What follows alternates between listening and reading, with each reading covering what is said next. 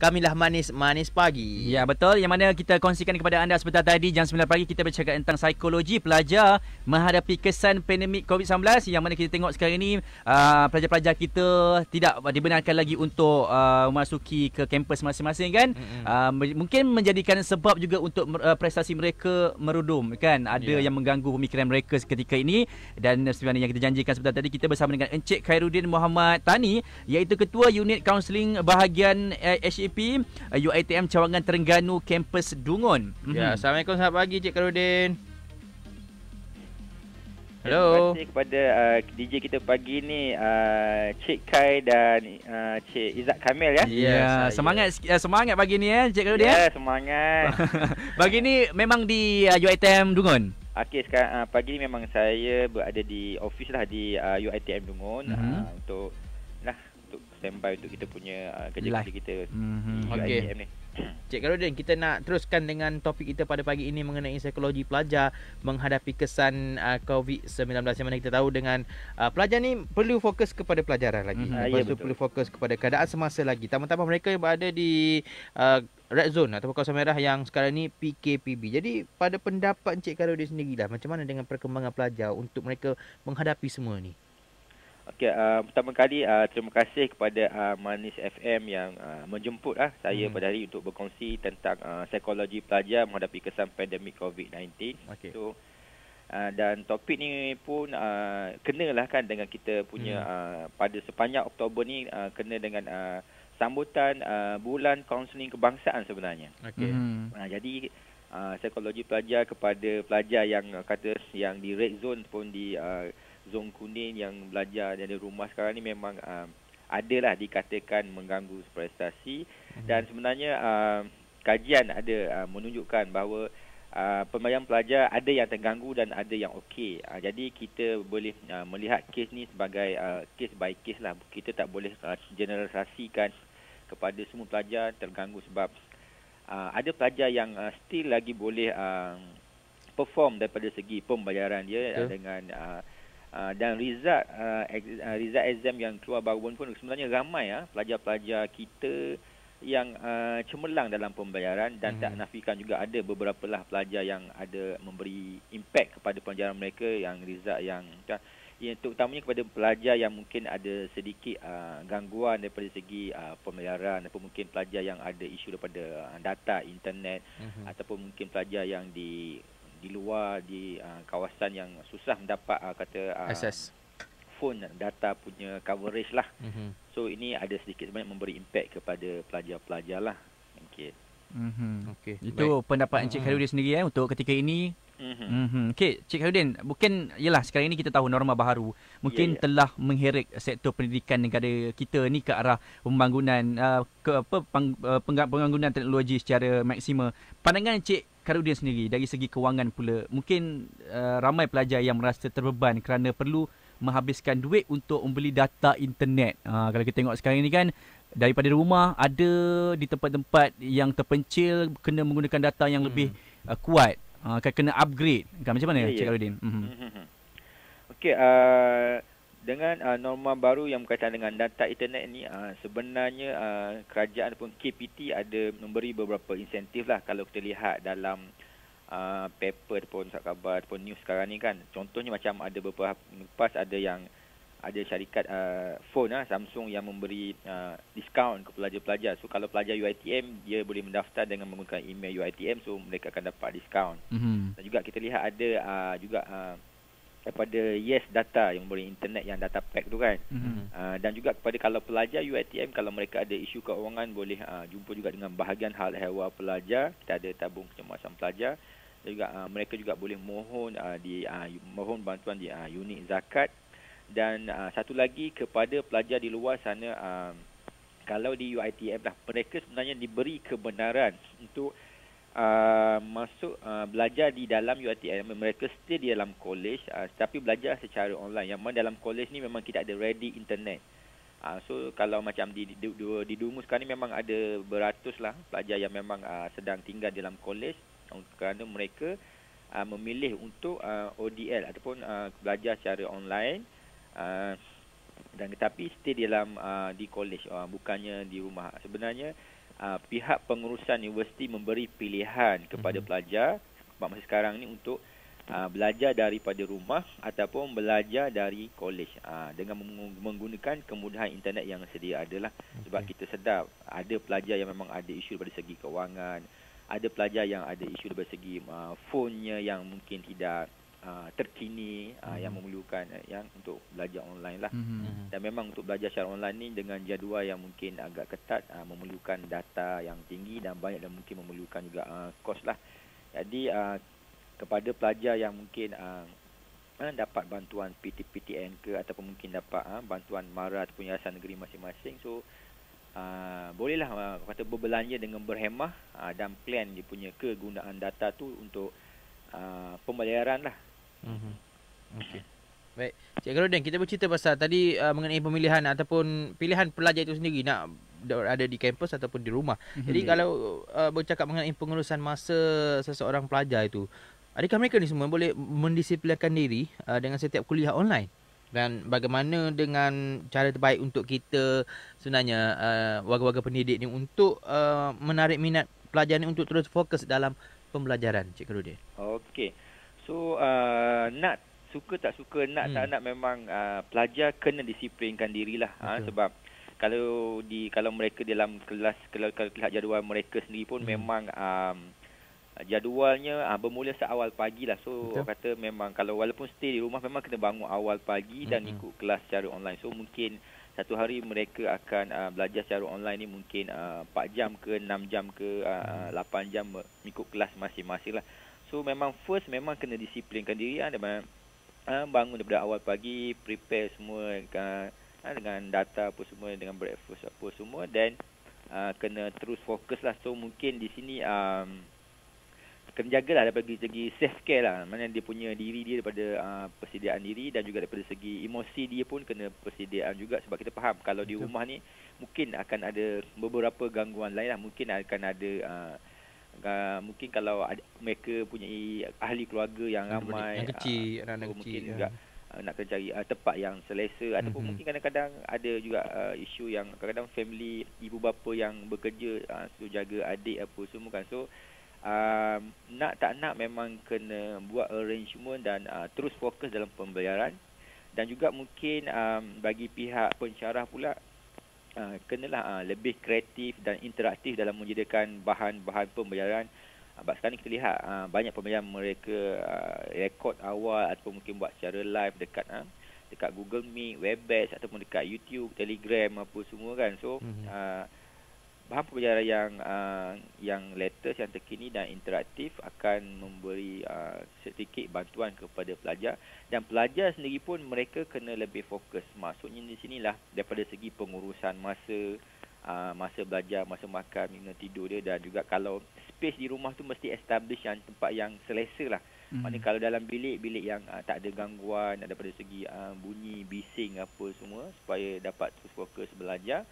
Dan kalau pelajar ni ada masalah, bagi saya mereka kena contact, kena bincang dengan pensyarah ataupun mungkin rakan-rakan dalam kumpulan mereka, bincang betul-betul secara tak faham, dan kena fully utilize lah semua maklumat yang ada tu. Sama ada kalau tak berapa faham mungkin kena Google lagi, bertanya lagi apa semua kan. Sebab kalau belajar secara online ni kita rasanya macam orang kata nak bertanya, macam sekali kita belajar bermuka ni, bersemuka kata lain cara dia kan. Betul. So nak kena fully utilize lah semua sumber yang ada. Dan seterusnya kena aktif, kena participate dalam pembayaran tu. Jangan pula kita on kita punya laptop ataupun kita punya phone, lepas tu tidur ataupun pergi ke lain kan. Kena participate, bertanya soalan apa semua. Dan kena yang last sekali, kita kena jelas lah kita punya tujuan pembayaran kita, kena ada target. Dan sebaiknya prepare sebelum masuk kelas tu kan, baca dulu nota yang diberikan oleh pensyarah apa semua, prepare soalan supaya kata senang pembelajaran tu. So itulah antara mungkin tips-tips yang saya boleh kongsi supaya pelajar lebih fokus dalam pembelajaran. Itu kepada pelajar, dan mungkin kalau kepada pensyarah pun mungkin bagi lagi sediakan bahan-bahan yang lebih interaktif dan menarik dan kreatif untuk pelajar lebih selesa dalam pembelajaran lah. Dan juga kepada mungkin ke ibu bapa faham tentang anak mereka yang dalam pembelajaran, kurangkan dia punya gangguan apa semua, dan support lah anak kita tu supaya terus boleh belajar dalam keadaan tenang dan selesa. Okey, Cik Khairudin sendiri kan sebagai ketua unit kaunseling, mungkin sepanjang pelajar-pelajar ini diarahkan untuk pulang ataupun tidak dibenarkan lagi untuk datang ke kampus masing-masing, untuk setakat ini ada tak kes-kes yang daripada pelajar sendiri mengadu masalah? Okey, masalah apa yang selalu sering terjadi kepada pelajar kita ni? Okey, sepanjang pandemik ni memang ada pelajar yang call lah, sebab memang kita di unit kejayaan dan kaunseling memang ada menyediakan khidmat tele-counselling kepada pelajar dan juga kepada ibu bapa sebenarnya. Sebenarnya yang call kita ni pelajar pun ada, ibu bapa pun ada. Dan alhamdulillah kita kalau di Terengganu sekarang ni memang kita ada kaunselor lah di Bukit Besi, kita ada Puan Hamiza di Kuala Terengganu, kita ada Puan Raja, dan di Dungun saya sendiri dan Puan Azura. Dan sebenarnya kalau di UiTM lah, semua kampus cawangan tak kira di negeri mana pun memang ada kaunselor yang bertugas, dan semua menyediakan perkhidmatan tele-counselling dan sepanjang ODL ni lah. So antara kes memanglah ada kes pembayaran, ada isu keuangan, ada isu daripada segi pembayaran, ada isu daripada segi isu personal pun ada, dan juga adalah kalau yang memang contoh macam yang baru masuk belajar ni, mereka mungkin ada homesick nak balik tapi tak boleh sebab nak balik ke kampung tu sekarang sedang red zone. Macam contoh nak balik ke utara tak boleh, kalau macam Selangor pun nak balik ke KL sekarang pun tak boleh sekarang, ada PKPB. So ini antara isu-isu yang biasa diutarakan, dibincangkanlah bersama pelajar. Dan kita di unit kejayaan dan kaunseling memang memberi perkhidmatan tele-counseling, dan juga kita akan membuatlah pelbagai aktiviti ke pelajar yang dalam kolej ni, sama ada secara online dan juga mereka juga yang dah tinggal dalam kolej bolehlah datang berjumpa di pejabat dengan kaunselor yang bertugas lah. Ya, okey. Baik, bila dengar penjelasan ataupun cerita daripada Cik Khairudin sendiri, dan kita faham dengan situasi sekarang ni dengan norma baru, jadi mereka juga pelajar-pelajar dan juga dengan masalah yang timbul, homesick apa semua. Lepas tu dengan pandemik yang kita tak tahu bila akan berakhir, dan mungkin mereka juga akan memikirkan masa depan mereka sendiri. Adakah mereka dapat habiskan belajar ataupun mereka akan terkandas begitu saja. Jadi apa pandangan Cik Khairudin sendirilah mengenai perkara ini, Cik Khairudin? Pandangan saya mengenai masa depan ni memanglah tidak dinafikan. Sekarang ni memang ada syarikat-syarikat yang ada yang dah buang bekerja, ataupun mereka yang syarikat besar dah semakin kecilkan apa semua. So nak tak nak sebagai pelajar mereka kena teruskan pembayaran. Pada masa yang sama, selain daripada tumpukan kepada akademik, pelajar juga kena tumpukan juga kepada kemahiran-kemahiran. Sebab sekarang ni kemahiran-kemahiran yang soft skill apa semua dan skill-skill yang baru ni mereka kena pelajari, sama ada belajar secara online atau pergi kelas ke workshop apa semua. Sebab kata kalau dengan akademik saja memang akan dapat competition yang tinggi lah kan. So antara top 10 skill lah kalau kita lihat dekat World Economic Forum ada telah menyenaraikan sebenarnya. Satu contohnya seperti pelajar mesti pertingkatkan lagi skill daripada complex problem solving, critical thinking, creativity, people management, coordinating with others, emotional intelligence, service orientation, negotiation dan cognitive flexibility. Mana skill-skill ni mungkin dalam kelas ataupun secara online tak baca, tapi mereka kena pertingkatkan juga, sebab ini adalah skill-skill yang syarikat mencari. Sebab syarikat yang mungkin bila mereka nak bekerja nanti akan lebih memilih mereka ada multi skill kan. Contoh walaupun mereka sebagai engineer, tapi engineer yang lebih kreatif. Contohnya sekarang kita lihat banyak yang pembelajaran offline. Contohnya ramai yang buat yang jadi YouTuber, yang ada konten semua. Siapa yang ada berkelebihan membuat video konten yang bagus, editing gambar semua, idea-idea yang benar, so mereka ni lebih akan terkedepan dan akan lebih berpotensi dipilih oleh pihak majikan lah. Jadi kalau kena prepare juga untuk mungkin bekerja dalam sektor government ke ataupun swasta, dan mungkin kena fikir juga kena ada plan A, plan B, mungkin plan juga mungkin jadi usahawan, kerja sendiri atau buat bisnes secara online ataupun apa-apa sahaja yang mungkin mereka kena prepare. Sebab kita tak tahu pandemik COVID-19 akan berakhir bila kan. So dengan melihat kes yang semakin meninggi, dan juga kalau kita lihat di luar sana tu banyak syarikat-syarikat besar pun yang dah mula goyang kan. Kalau macam 2 hari lepas kita lihat company banyak kapal terbang semua yang dah tutup apa semua. So contoh yang terdekat Fly Emirates pun ada isu sekarang. So maknanya benda-benda ni kita kena selain melihat daripada isu yang berlaku dalam Malaysia sendiri, kita kena lihat juga kesan ekonominya kepada dunia. So nak tak nak pelajar kena ada teruskan belajar dalam akademik dan kena pertingkatkan juga skill-skill yang perlu untuk terus orang kata bergerak maju untuk pada masa akan datang lah. Itulah yang terbaik untuk pelajar-pelajar kita untuk mengaturkan masa depan mereka. Dalam pada kita sekarang ini semua terkesan dengan pandemik COVID-19. Okeylah, mungkin sekarang ini Cik Khairuddin boleh kongsikan kepada pelajar-pelajar yang sedang mendengarkan kami ketika ini kata-kata akhir untuk mereka ataupun semualah yang berada dalam bidang pendidikan ni.